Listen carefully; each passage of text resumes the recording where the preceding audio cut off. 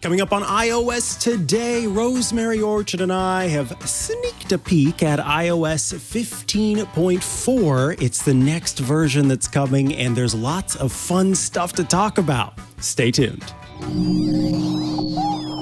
Podcasts you love. From people you trust.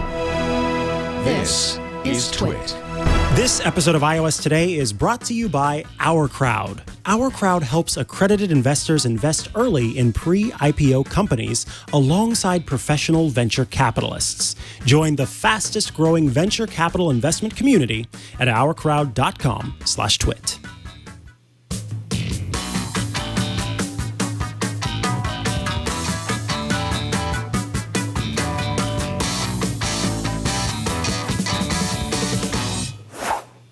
Whoa, ha, he, hello, and welcome to iOS Today, the show where we talk all things iOS, tvOS, watchOS, HomePod OS, iPad OS. Look, it's all the OSs that Apple has on offer, and we love to talk about them here on iOS Today. I am one of your hosts, Mikah Sargent. And I am Rosemary Orchard. Hi, everyone. Hello, Rosemary. How are you today? Oh, I am good. I've been playing with all the cool new features. I've been having fun and feeling excited, ready to talk about iOS 15.4. Yeah, so Apple released to the public iOS 15.3. And oftentimes when a new version comes out, it's a lot of fun. People dash to get it installed. Some people do take a little bit of time, but typically, there's some fun new feature to make it kind of worth the update. So all of the important things, those security updates that are kind of boring or bug fixes that are also kind of boring, you end up installing, but you're really kind of installing it for the new things. iOS 15.3 was not one of those things. It was not one that you install because it's fun.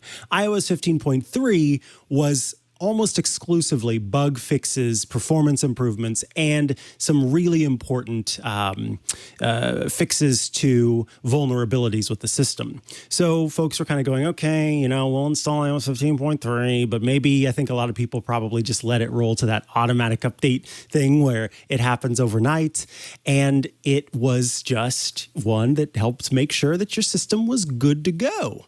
But iOS 15.4, which is now in beta, is different. This is a fun update with lots of good stuff. And so we thought we'd talk about it to kind of get you prepared, get you excited for this next version of iOS. Like, go ahead, get iOS 15.3 installed if you've gotten that prompt and you don't have automatic updates set in place. But if you're, waiting for some fun, then know it's on its way.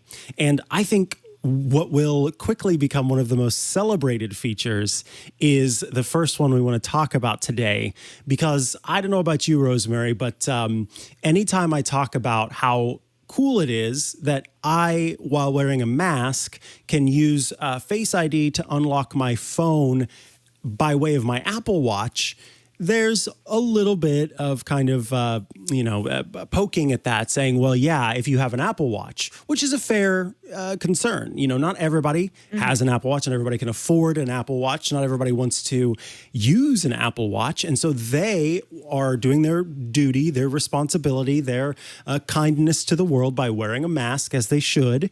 And they're unable to unlock their phone. So they either have to go to a place that's more safe, whip off their mask to unlock their phone, or type in their passcode, which in some cases reduces, people reduce their security by using a shorter passcode or something like that for the convenience sake. So I'm excited about the feature that's currently being tested in the beta. Do you want to tell people what it is?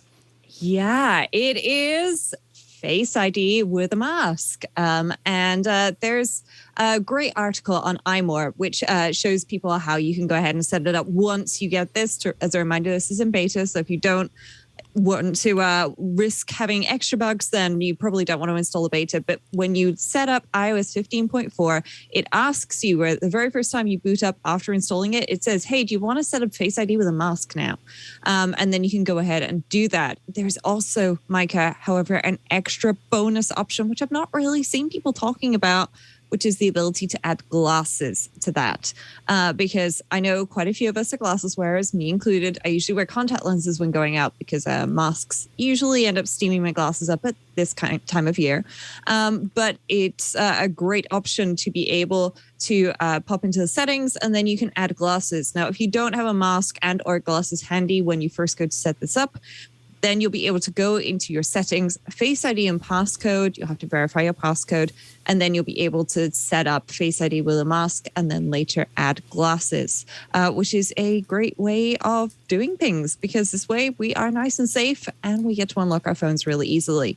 Of course, if you have an Apple Watch, you can already do that, but this is a slightly cheaper way for everybody else. Indeed. Now, Apple does note that this feature works with glasses, not sunglasses.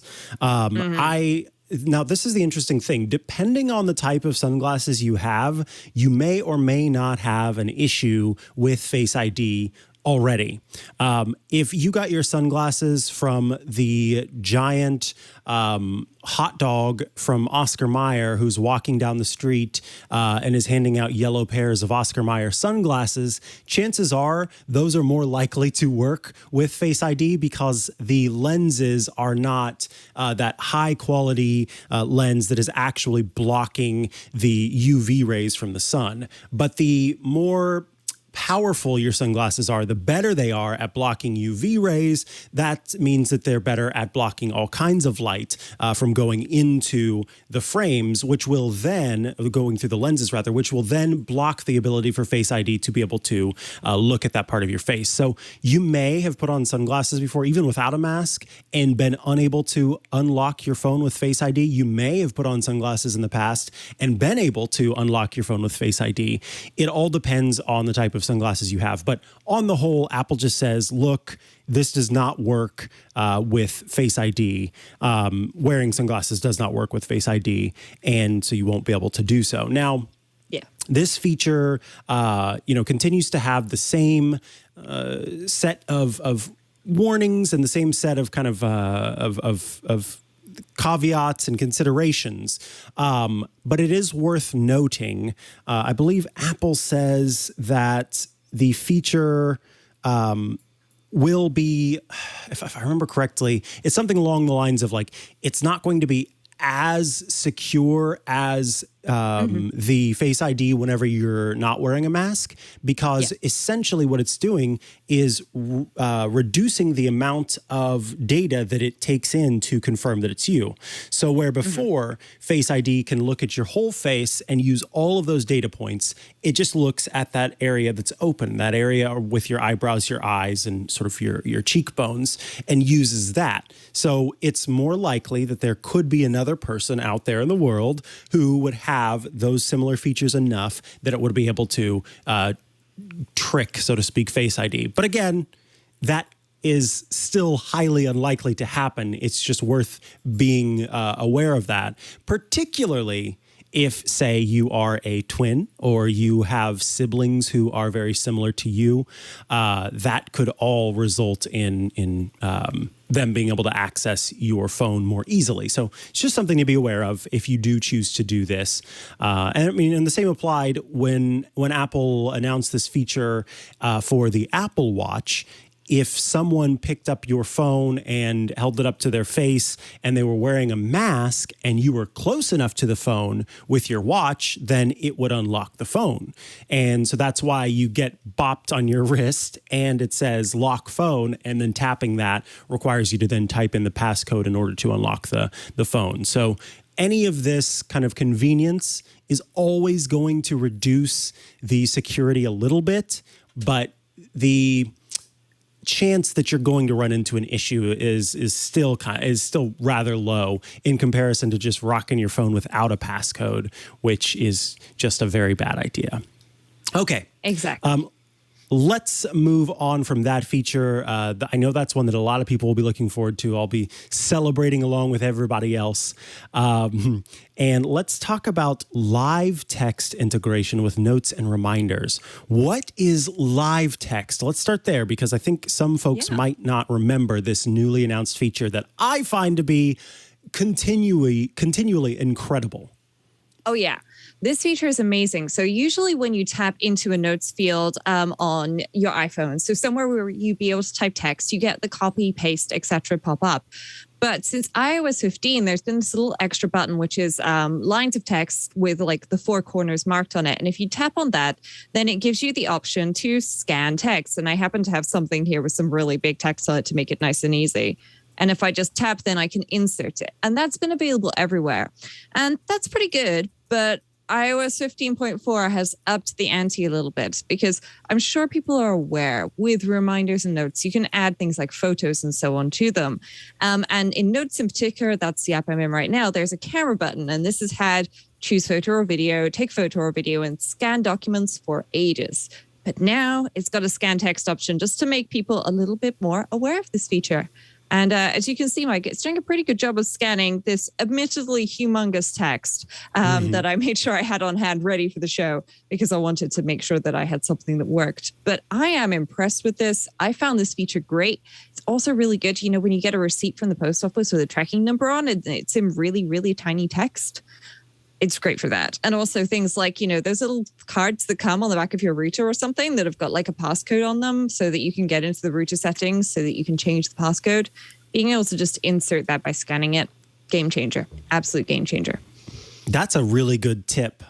Serial numbers, all sorts of things that are small bits of text, being able to hop in there with a photo and then grab that from there is really nice. And I've also found they call it live text, but it could honestly be like, I don't know what you would call it. Live text is probably the best name for it. But what I'm trying to say is that it also works for writing in some cases. If you have a handwritten note and your handwriting is not Dr. Scratch, it is quite good at being able to recognize the text that you have, and then you can copy and paste that wherever you need to. So I found myself having a few more random sort of angled shots of text in my photo library than I ever have because of how easy it is to just snap a photo really quick and then be able to grab from that. It's just so nice. It's so nice. It's a great feature. All right. We are going to take a quick break, and then we're going to come back to talk about, I know, the feature that is going to get everyone to update to iOS 15.4 when the time comes. It's like, hey, it's nice to have live text, sure, and Face ID with a mask may be able to get some people, but it's really those little faces on our phones that encourage us to update. Before we get to that, though, I do want to tell you about OurCrowd. All around the world, tech companies are innovating and they're driving returns for investors. OurCrowd analyzes companies across the global private market, selecting those with the greatest growth potential. And then what does it do? It brings them to you. From personalized medicine to cybersecurity to proton therapy, which is a $20 billion total addressable market, in state-of-the-art labs, startup garages, and anywhere in between, OurCrowd is identifying innovators so you can invest when growth potential is greatest. And when is that? It's early on. OurCrowd is the fastest growing venture capital investment community. OurCrowd's accredited investors have already invested more than $1 billion in growing tech companies. 21 of the portfolio companies are unicorns, and many of OurCrowd's members have benefited from more than 40 IPOs or sale exits of portfolio companies. Accredited investors can participate in single company deals for as little as $10,000 or one of OurCrowd's funds for as little as $50,000. A minimum of $10,000 is required to invest. Investment terms may vary depending on where you invest, so you can find out more information when you go to the site and input the country you are investing from. And now you can invest in HIL, Applied Medical, who's using Nobel Prize-winning technology to bring the most advanced radiotherapy treatment to cancer patients.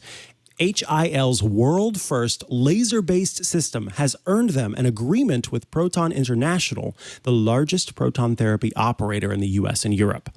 Invest in HIL Applied Medical at OurCrowd.com/TWIT. That's TWIT. you can join Our Crowd for free at OurCrowd.com/twit. Join the fastest growing venture capital investment community at OurCrowd.com/twit. Thanks so much to Our Crowd for sponsoring this week's episode of iOS Today.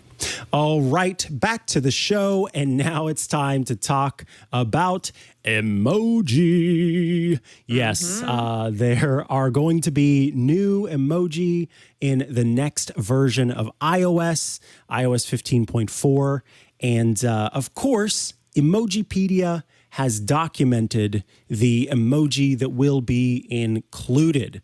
Lots of fun things, including a melting face. I like the face with the hand covering its mouth. The peeking face is a lot of fun too. That's kind of what we were doing with the iOS 15.4 beta, sort of peeking. What are some of your favorites in this iOS 15.4? I think the mirror disco ball is my favorite just because it's going to have so many random uses where it's a bit different. And also, Carl's good. And the lily. It's nice to have some more options to refer to plants with than just the couple of flowers and the trees that we had, one of which looks suspiciously like a Christmas tree with no lights. But it's good that there's some other things here, which also kind of linked maybe to some other features like the driver's license emoji, which, they haven't added driver's licenses specifically, but I know some states are working on adding driver's license to the Apple Wallet and similar on Android so that people can take their license with them without having to take the card. So, there's some great ones there. Yep. The XRay is a lot of fun. It's pretty cool. I always wondered what emoji looked like on the inside. Now we know. Look a lot like humans do. The handshakes get some different skin tone variations. So multiple people of multiple skin tones can shake hands, which is nice. The lip bite emoji will never not make me uncomfortable. That one is just kind of frightening to look at. I do like the Uncle Sam wants you pointy finger.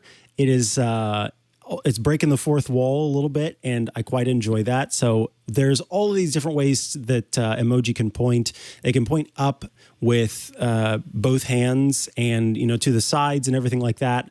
But to actually have it pointing forward is quite delightful. I can see myself using that one quite a bit, whereas some of these other ones, the emoji that has sort of a dashed line around the outside, that is meant to represent invisibility. So if you're feeling invisible or not paid attention to, that's what that's supposed to be. They took that cue from comic books where in a comic book, whenever someone was trying to draw an invisible character, they would do it with a dashed line around the outside. So I think that's really an interesting kind of backstory to that. So yeah, if you're hidden or you're invisible, that's one. The fact that it's got that face, though, makes me think it's kind of like I could see in a group chat where a bunch of people are talking and somebody gets missed. And then that person posts that face and says, yeah, I feel like nobody's paying attention to me. So that's fun. Of course, lots of folks will update their phones to get the latest emoji. And to this day, I still wish Apple would add the ability to react to messages with any emoji I want to. That would be nice. All right. Moving on to the next feature. This one I happened to see on Twitter was where this feature was revealed to me by one of the developers who works on this whole system, iCloud Keychain.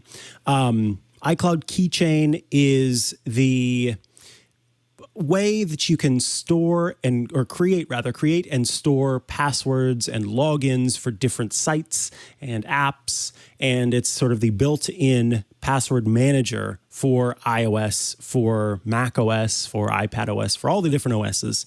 And now with iOS 15.4, iPadOS 15.4, etc., you will be able to store notes. Rosemary, does this interest you, having secure notes in iCloud Keychain? I have to say it really does. I personally end up using 1Password for the absolute vast majority of things, but I know people like my grandmother who aren't using 1Password. They're using iCloud Keychain. Works great for them. But every so often she asks me like, hey, can I add a note to this thing that they, that the code is X number of digits long or similar. And what's really great is now in the password section of settings, you can just add a note. So I've created this really, really, really rubbish example.com username and password. Don't worry, people, I'm not leaking my credentials. But as you can see, there's an option here to add notes. And also if I tap into the edit, then of course I can do things like change the username and password if I want to. Really, I'm glad it's not showing on screen, but I'm actually not using the password. But that's what I put it in for the example. And you can add the notes and everything as well there. And you can go pretty crazy, even adding some of those emoji maybe. Though I think I'll just stick with the party emoji for now. But it's quite useful. And of course, that means that you can then find this information later. And as a bonus, you can always share passwords if you need to. So don't forget about that, people. But this is great. I love the fact that you can add information. So for example, that you signed up to this service for that reason or whatever it is. And that maybe they use multiple different URLs. Things like that. It's all good to store in the notes if you've not got another safe space to do so. And I do love Keychain for that. Indeed. Yes, everybody who's not using a third-party password manager should absolutely be using Keychain if you've got, an iPhone. That's what I have my partner using because he was not interested in learning 1Password, which is what I use, but now is using pseudo-random passwords created by iCloud Keychain and the passwords features there. So it was... You know what? You got to take what you can get, and that is far more secure than a previous method of using the same password or very similar passwords across different sites.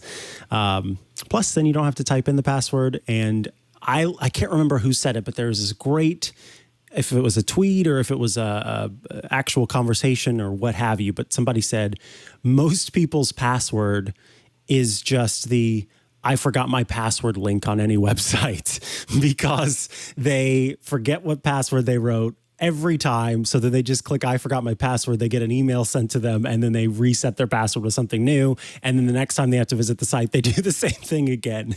And that made me laugh because it's so true from the anecdotally, it's so true from family members, friends, etc. Hearing, oh yeah, I don't remember what my password is, so I guess I'll just have to reset it. All right. Yep. This next one, I think, warrants a finally. It also warrants some cheers from the crowd. Because this feature has, it was announced long ago. And people, I think, were more excited about this than anything that Apple had announced at WWDC. I know I was among that group. It was a feature called Universal Control.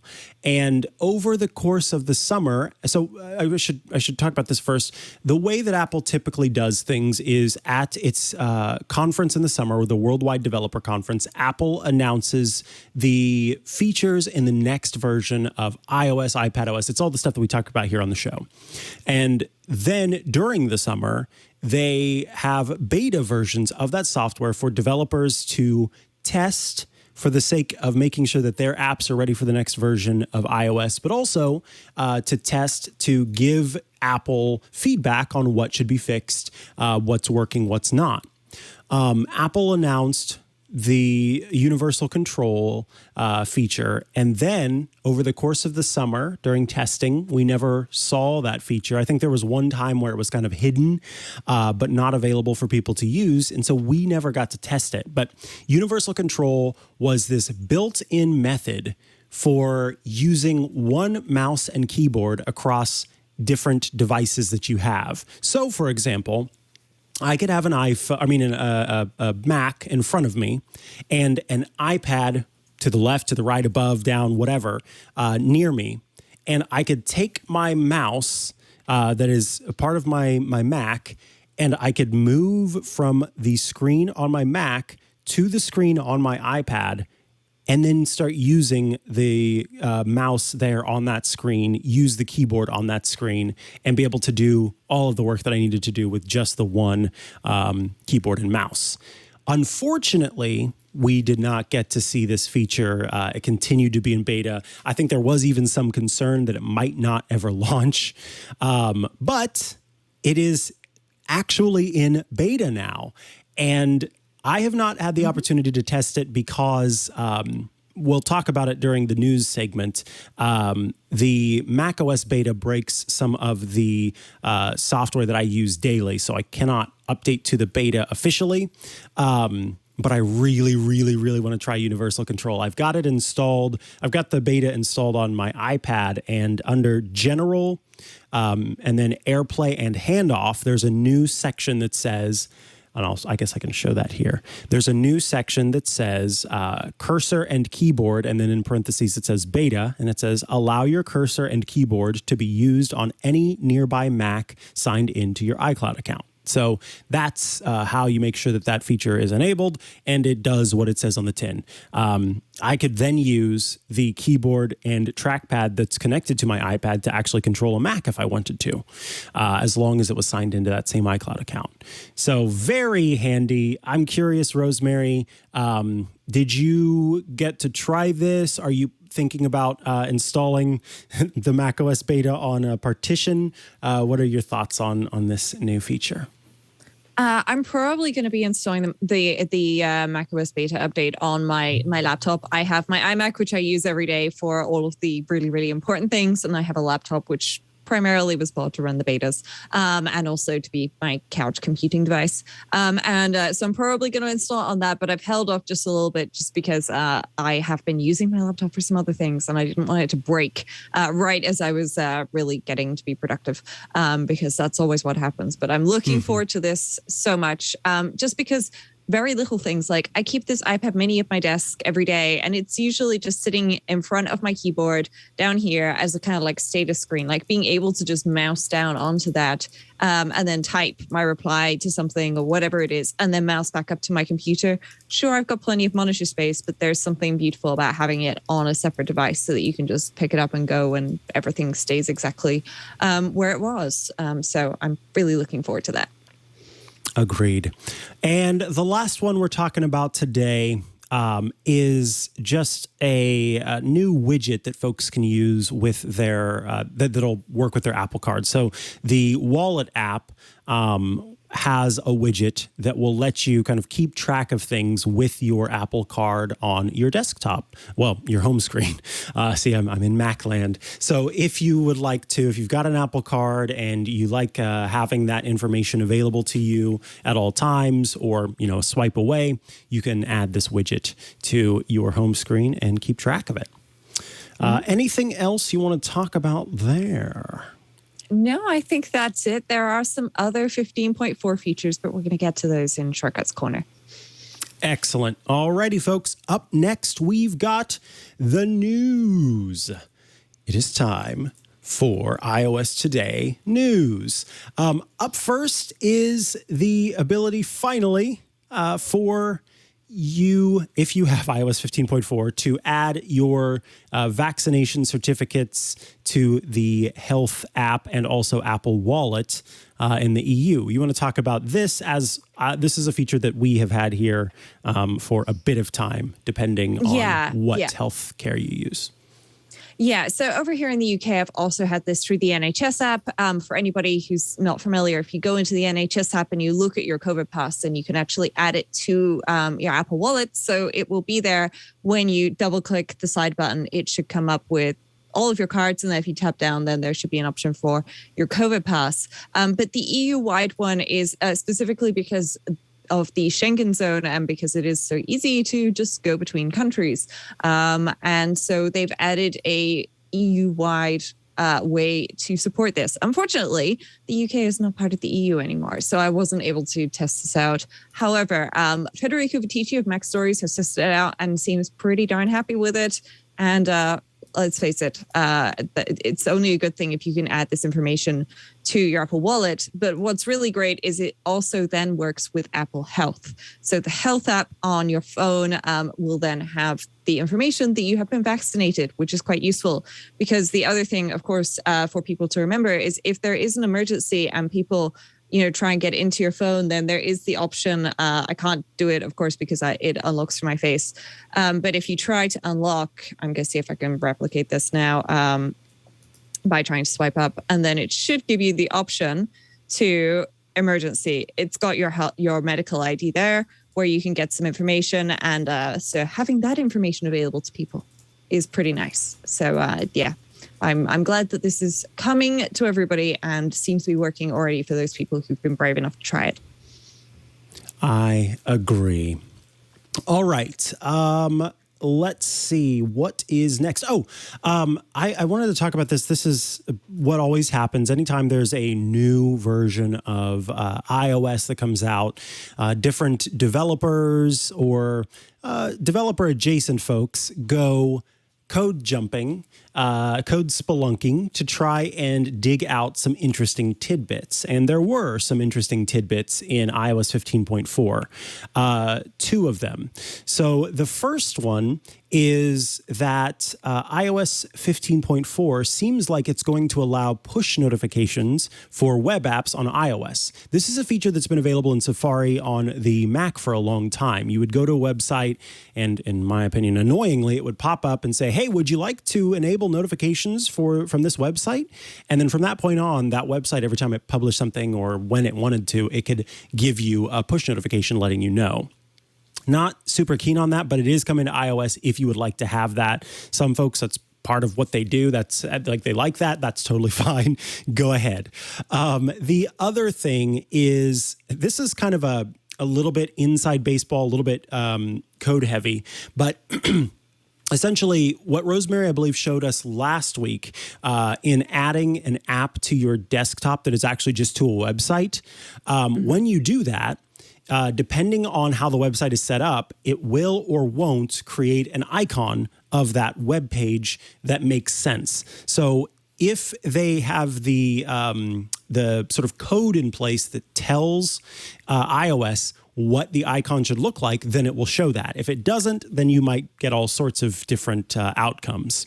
That is because iOS has not supported a kind of more standardized approach to being able to let the system know this is what the icon should look like. With this new beta, that is finally the case. It uses the standard method of looking for a file marked icon and then being able to have that. So you won't have to put in a bunch of different special files that may or may not work. I remember learning about this, and there were like 4 or 5 different ones I had to create and put in the HTML, and it was just a mess. And then the other thing is that it appears that the iOS 15.4 beta has something called the Web XR API. XR is quickly being known, kind of used to mean mixed reality, meaning AR or VR. And this API would give websites the ability to do augmented or virtual reality features on their website. Right now, there's no iOS supported AR VR headset, but it's rumored that Apple might create one. So, what are your thoughts on this, Rosemary? Does this mean it's right around the corner? Well, I don't know about right around the corner, but I think it's probably getting there. I mean, I already have the Oculus Quest 2, and I'm quite impressed with it. I hate the fact that you have to have a Facebook account to use it. But aside from that, I think it's a great device. And I would really love to see what Apple can do in this market, if only just because I already have all these other devices that it can integrate with. It's got information from my Apple Watch, for example, to use my heart rate. So maybe it could use that to perhaps be aware of how I'm experiencing a game or something like that. If it's supposed to be something that's quite scary, it will know whether or not it's working, and perhaps maybe temp it back a little bit if I'm too scared. I don't know. We'll see what people can do with this when it finally gets here. But I'm looking forward to that. And of course, all the updates to things like progressive web applications. I demoed Wordle, I think it was 2 weeks ago, as my app cap, if anyone wants to go back and check how to install a web app on your home screen of your iPhone. Nice. All right. Then we'll quickly touch on a few other things. With it being February, it is both Black History Month and Heart Month. we'll link to these newsroom posts. Apple is doing a whole bunch of things in celebration of Heart Month, including some activity challenges to sort of get you up and rolling and some different cardio exercises that you can check out. There are books that talk about all sorts of things related to the heart, and then also some updates to the heart and movement study that's continuing on with Apple. So lots of stuff worth checking out for Heart Month. And Apple is also celebrating Black History Month with lots of content that's been featured. We'll also link to this in the show notes. This includes a campaign in Apple Music where the theme is healing. There's some Apple Fitness Plus content that'll be pretty awesome. It's got playlists dedicated to Black artists, as well as focusing on themes of gratitude and awareness.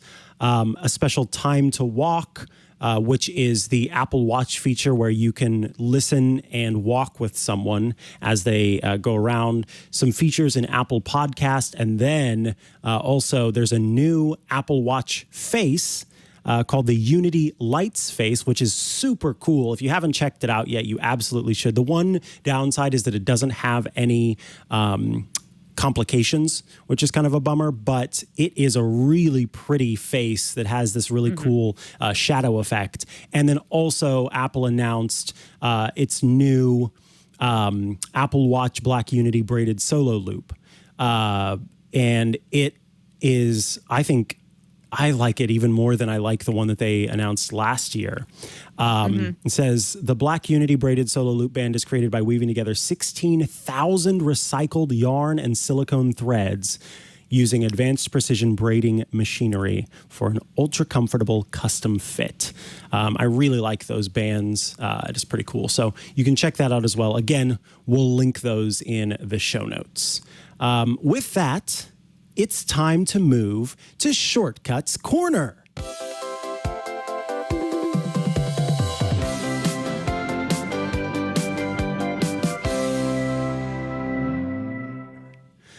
All right, folks, this is the part of the show where you write in with your shortcuts requests, and Rosemary Orchard, the shortcuts expert, provides some answers. But before we get into the shortcuts requests, let's start by talking about fun stuff changing in iOS 15.4 with shortcuts.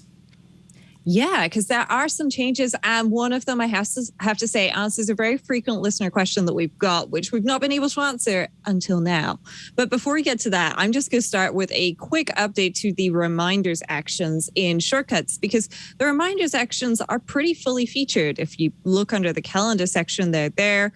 And you can also find them under the Reminders app. You can add reminders, edit reminders, find reminders, get details, just get the ones coming up, remove things. You can show a specific list, and then there's even certain direct actions for things. But the one thing that you've not really been able to do is anything with tags in reminders, because tags came along a little bit later, and well, they haven't shown up until now, but you can now search for your tags containing or not containing something. And I know those people who are using reminders or who really want to use reminders and want a little extra help from Shortcuts are really going to appreciate this, because tags just make everything much easier once you have the ability to both put your things in nice, vertical columns for lists, but then also just scatter some information around that maybe goes across everything, depending on how you organize your task management system. So I'm really glad that that is a feature that people can use now. But the next one, Mikah, I think you've been waiting for this for a while. I know about 80,000 people who've messaged me probably are as well. Automation notifications in Shortcuts. So people have probably seen this, right? When you run a shortcut or through an automation, it pops up and it says, hey, this is running. There's a change right here on the one that runs at midnight every night. There's an extra option now for notify when run. And I've turned this off on every single automation that I have that runs Shortcuts, with the exception of a couple of things. And I've got one here for when my phone connects to my Nintendo Switch. That I can't turn off. You'll see that there also isn't an option to run this shortcut automatically. So for any automations, which are more of a I'll give you a quick link to run this when this thing happens. Unfortunately, you can't disable those notifications or for ones from the home screen, but we have about 80% fewer notifications, and they do show up. You'll see here it says 17 automations recently ran in the background. So I'm really, really, really glad that we have that, Mikah, because who doesn't love the ability to just not be bombarded with notifications every 30 seconds? Yeah, that's very nice.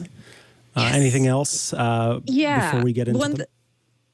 One thing that's worth a quick mention is quite a few of the icons in shortcuts have changed. And so this has been an ongoing process since the start of iOS 15. And there were some changes in iOS 14, but things like stop and output is perhaps a little bit more clear now. Wait versus wait to return. They've got very different icons.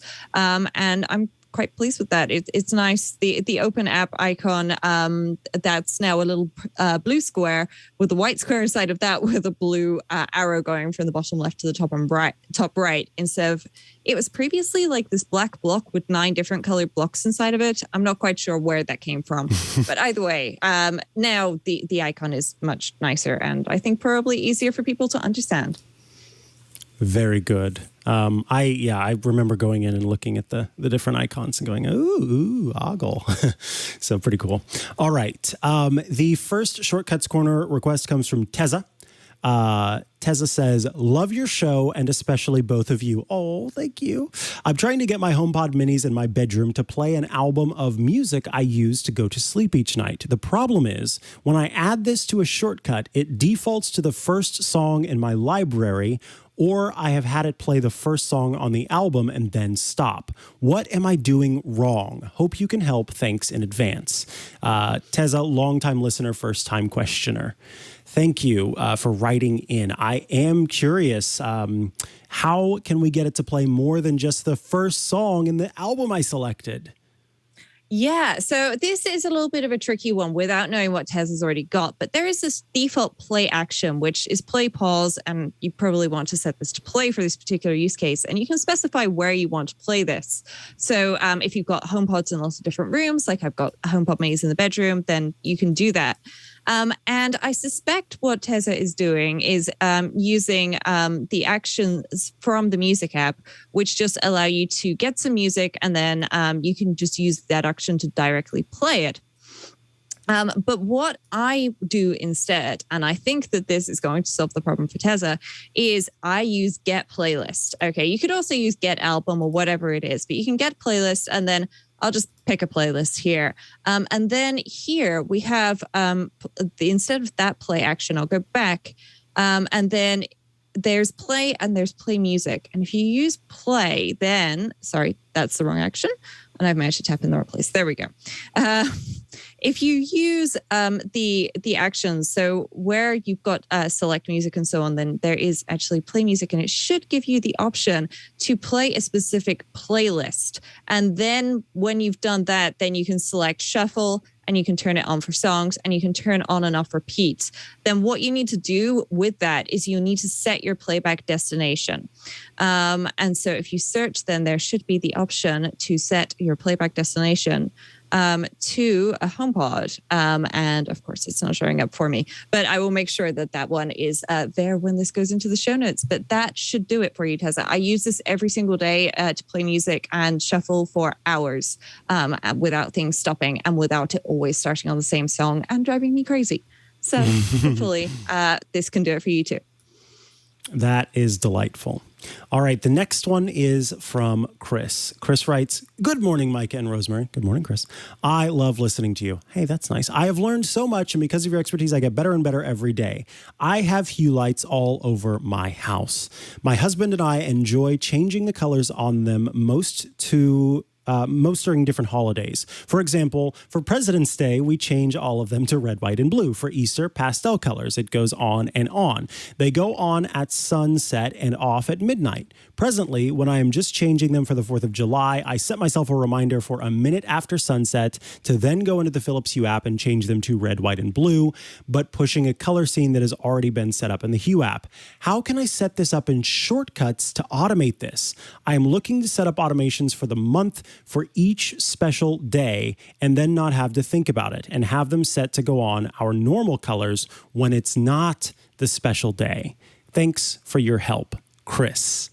All right, this is interesting. So sort of a specific day, I want the lights to do blank, a scheduled day. And then every other day, have it be normal. This is this could be complicated.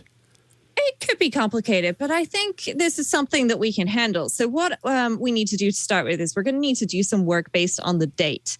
And I'm doing this as a regular shortcut, but I should note that if Chris was using the HomeKit scenes instead of the Hue scenes, then this would be possible directly as a HomeKit shortcut where you start an automation inside of the Home app or in Shortcuts as a home automation, and then you scroll to the bottom and you convert to a shortcut, but you won't be able to just import one like this. So I'm going to do this here, and then hopefully Chris will be able to share it. So what we need to do is we need to format the date. And personally, the way that I like to do this is to then format it as a number. So we just get the month as a number because those come around every single year.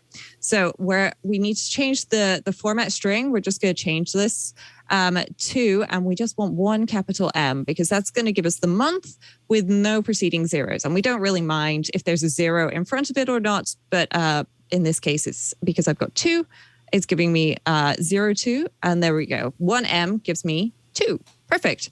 And then what we need to do is we need to do some if actions. And unfortunately, this is where it's going to get a little complicated. So I'm only going to do one demo.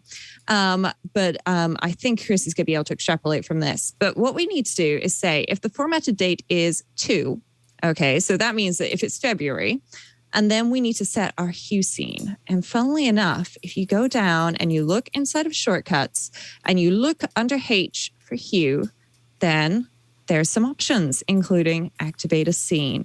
So we need to move that inside of here, and then we'll be able to set whatever scene for whatever room we want. Set the lights in the bedroom to energize, for example, in my case. And then you just need to repeat this again for every single month that you want, Chris. And then at the end, I would suggest you add one activate scene. But there's one little trick that I would like to point out, which is after you set the scene, we need an action to stop the shortcut because otherwise it's going to go through February and everything. And then it'll get to the last one at the end. And it'll activate your fallback scene, whatever the default is.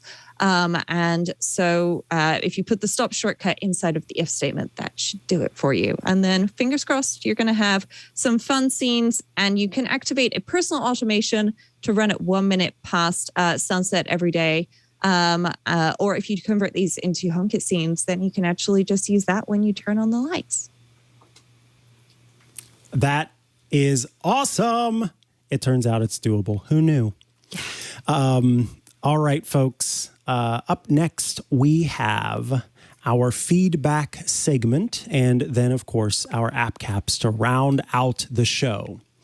First comes one bit of feedback from David. David writes in, "Hi, Rosemary and Mikah." Hello, David. It's David again from the world's capital of the Aurora Borealis in the north of Norway. I remember David. Thank you so much for the excellent solution you helped me with on the last show. It's working wonderfully, and I am now a step closer to finally get that evasive PS5. So if you didn't listen to the last show, go back and listen to it. No, Rosemary and I were asked how to kind of keep getting notified when a PlayStation 5 is available using this forum, this site that David uses to be notified immediately. And Rosemary recommended the Push Over app, which is excellent at providing push notifications that can circumvent the system's settings for different kind of do not disturb options. Now that I have your excellent app recommendation, Pushover, up and running on my iPhone, I've been thinking that it could maybe help me solve a problem I have been having for years with a bit of guidance from you. My house is old, and the electricity inside can be at times spotty. If it fails during the day, I just reset the breakers and everything is good. The problem is, if this happens at night while I'm asleep, as I sometimes have to leave a running task on a Windows PC uploading big files to work servers at the other side of the globe. Is there any way that I can start a process on my iPhone that triggers a critical alert via pushover if it loses Wi-Fi connection or maybe if it senses that the power gets cut out? With this, I will be woken up by the alert, can remediate the issue, and go back to bed, saving me the stress the next morning. If it helps, I also have a MacBook Pro and an Apple TV connected to the same Wi-Fi at home. Thanks again for your invaluable help. Regards, David. I know the answer to this, and Rosemary has it in the notes. Tell us what the solution that everyone who has this kind of problem should be using or already is using, from server mechanics and engineers to network infrastructure managers to everybody in between, hobbyists and all sorts of stuff. How do we solve this problem? The way to solve this problem, David, unfortunately does not involve any fancy automations or anything like that. It involves a massive piece of hardware called a UPS. You can get them. I know that you can get them with European plugs. I know that Norway doesn't have an Amazon specifically, but I have personally had good experience with CyberPower ones and Amazon Basic UPS. It's an uninterruptible power supply. Basically, it's a humongous battery pack that you plug your Windows machine into. And you can plug other things into it as well, like maybe your router would be a good option, so that, when your power goes out, your internet doesn't go down. But take a look and see what you can find. Make sure you get one that you can plug into the Windows computer, because then the Windows computer will know it goes onto battery power and can automatically start to pause and shut down and figure things out. Now, the thing is if you don't have one of these, it's going to be very difficult for anything else to actually find out that your power has gone offline, which means that you're going to be relying on essentially your phone. And so you're going to have to say, when my phone is disconnected from power between 1 a.m. and 4 a.m. or something, a time where you definitely are going to be asleep, except that one time that you get up and then you unplug your phone because there's an emergency and then you start getting notifications. I've done some research into this, and I think the best solution is unfortunately nothing too fancy. It's just a massive, great big battery that you plug your computer into. But it works. I've got a couple of them. My 3D printer hates being removed from power and is much happier since I got a UPS. Yep. And depending on the kind of UPS you get, a lot of them come with their own software. Some of them come with integrations with different things that will give you the ability to at least hear if something goes down. So it can, send out a quick message and say, hey, there's no more power, and be able to help you with that. So be aware of that. The chorus of UPS bleeps coming from a server room in a power outage is a sound that nobody should forget. And now I have a couple of UPS at home. It's a sound that I somewhat infrequently, fortunately, encounter. But it's not pleasant. You resolve that problem pretty quickly when you start hearing the beep. Absolutely. All right, folks, we are going to move into the app caps. Get your caps. It's time for the app cap. This, of course, is the part of the show where we wear silly caps atop our head to honor our app or gadget picks of the week. Because we've got quality programming on the show, I am wearing a koala atop my head today. Thank you, Kevin.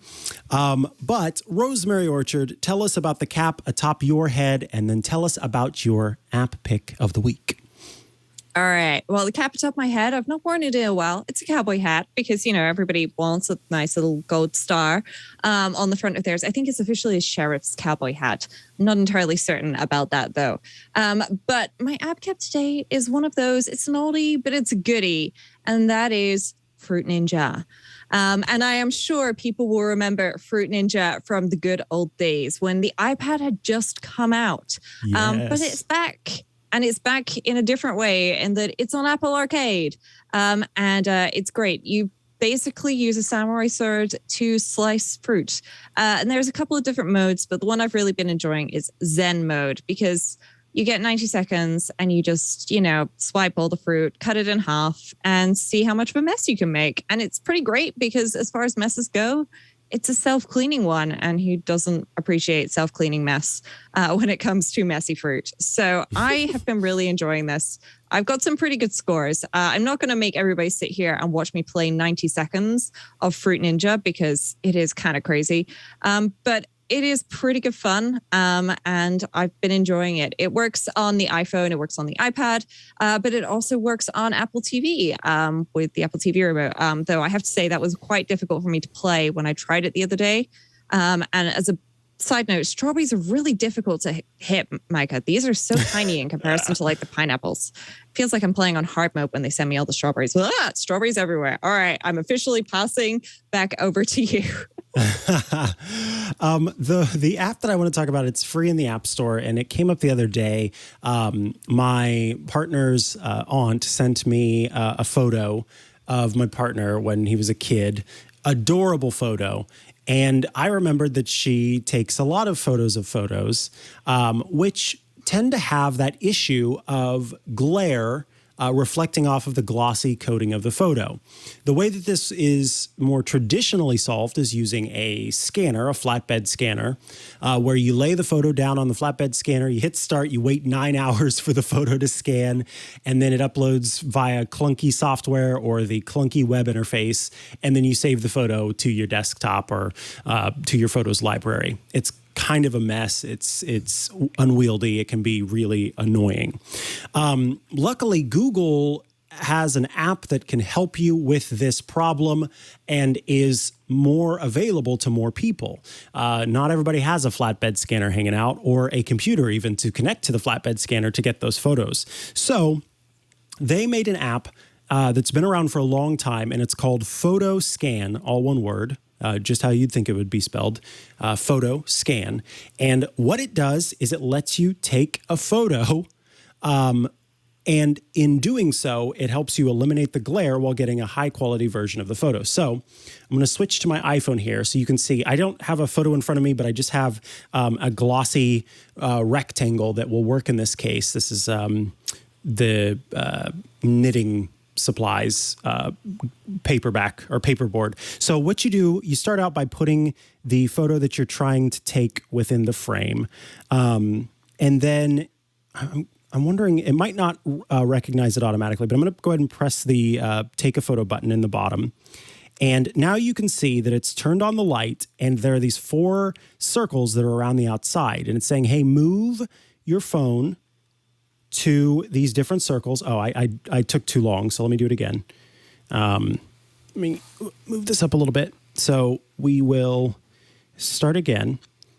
Move your phone to the different circles, and it does a little indicator there. So it's got a little bit of augmented reality built into it, which is nice. And then the last one there. And now it has captured the photo.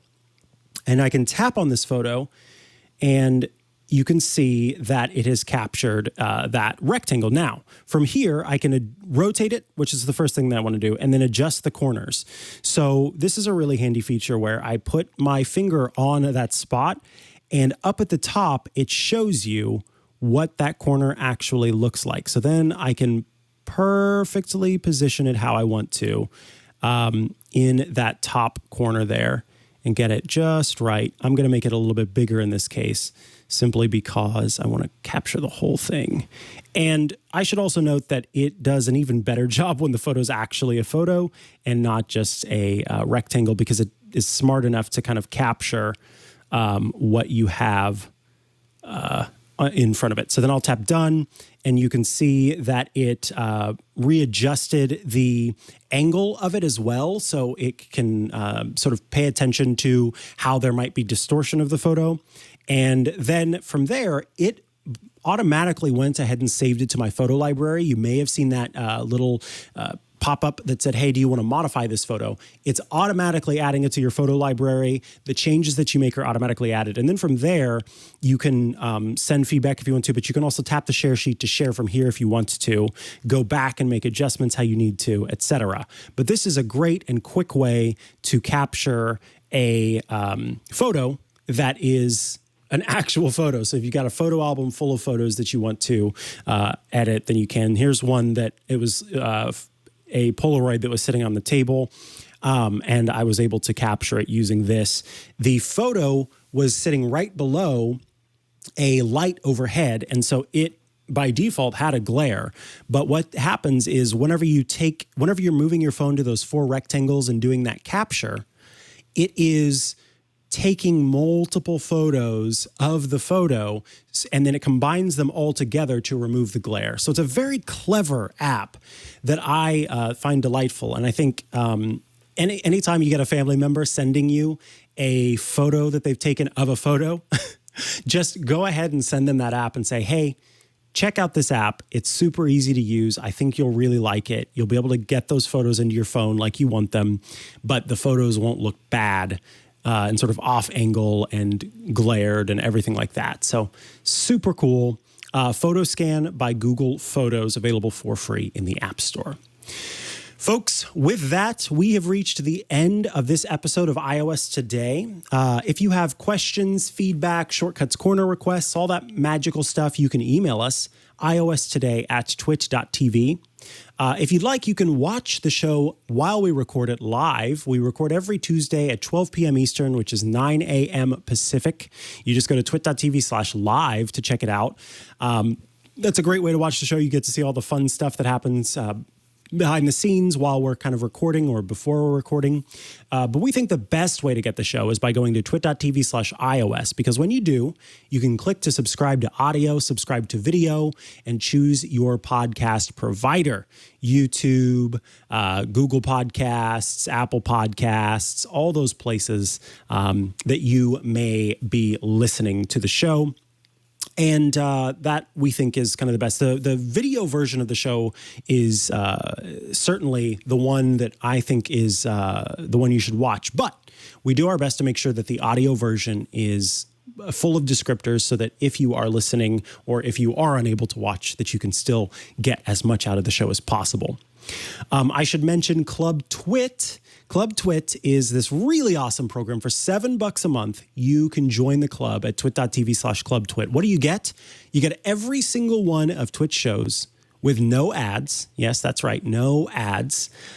So if you'd like to skip over those ads and also support the network, that's a great thing to do. You also get access to the Twit Plus bonus feed that has extra content you won't find anywhere else. Behind the scenes, before show, after show stuff. Also AMAs. There was just an AMA with Georgia Dow that'll make its way into the feed, plus AMAs with lots of other cool people. And access to the member Discord. Discord is this great place to chat with your fellow Club Twit members, but also those of us here at Twit. We are there and in the chat, having conversations and watching during the show. It's a great place to hang out. Twit.tv/clubtwit is how you check it out. And it is that time of year where we mention our survey, the Twit Audience Survey. Basically, we do the survey every year to make sure that we know who we're talking to. Who are all of you out there? Who are you? This survey helps us figure that out. So it's only going to take you a few minutes. I filled it out 8 times whenever we were testing it to make sure everything was working, and it only took me a few minutes to fill it out 8 times, so won't take you too long. Just go to twit.tv/survey22. twit.tv/survey22. And of course, thank you for taking that survey. Rosemary Orchard, if folks want to follow you online and check out all the great work you do, where do they go to do so?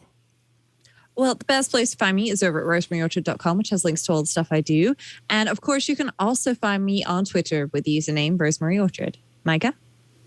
I am at Mikah Sargent on many a social media network, or you can head to chihuahua.coffee. That's CHIHUAHUA.coffee, where I've got links to the places I am most active online, and also gives you links to the different podcasts I do.